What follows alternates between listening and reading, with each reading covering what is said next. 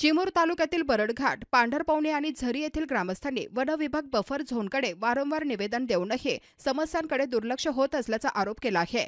या मागण्यांमध्ये तिन्ही गावे बफर झोनमध्ये समाविष्ट करणे, शेतसीमेवर जाळीचे कुंपण करणे, हिंस्र प्राण्यांपासून संरक्षण, बेरोजगारांना रोजगार, चराई पास आणि नुकसान भरपाई आदींचा समावेश आहे। या मागण्या 8 दिवसात पूर्ण न झाल्यास 13 ऑक्टोबरला नवेगाव बफर गेट बंद आंदोलन करण्यात येईल, असा इशारा भाजप बूथ अध्यक्ष प्रमोद श्रीराम यांनी दिला। हे आंदोलन पूर्णतः शांततामय असेल।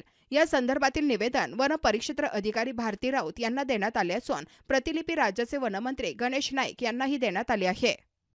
आज दिनांक 6/10/2025 बप्पर विभाग खडसंगी येथे गावकऱ्याच्या मार्फतीनं निवेदन सादर केलं आहे।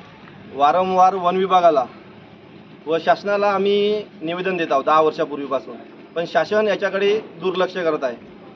बरडघाट, पांढरपवणी, झरी तसेच वानगाव, बोतली, गुजगावान या गावात वन्य प्राण्यांचे मोठ्या प्रमाणे वावर चालू आहे।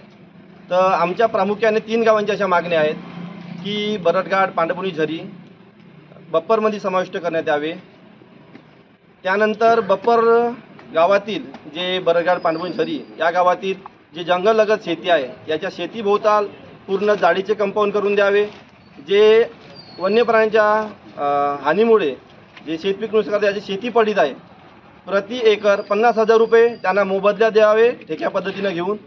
आणि जे आमचे जनावर आहेत यांना चराई पास नाही मिळत, तर सर्व तिन्ही गावातील व इतर वानगाव, बोतली जे गावं आहेत जंगलालगत या गावातील सर्व शेतकऱ्यांना चराई पास म्हणजे परमिट देण्यात यावे।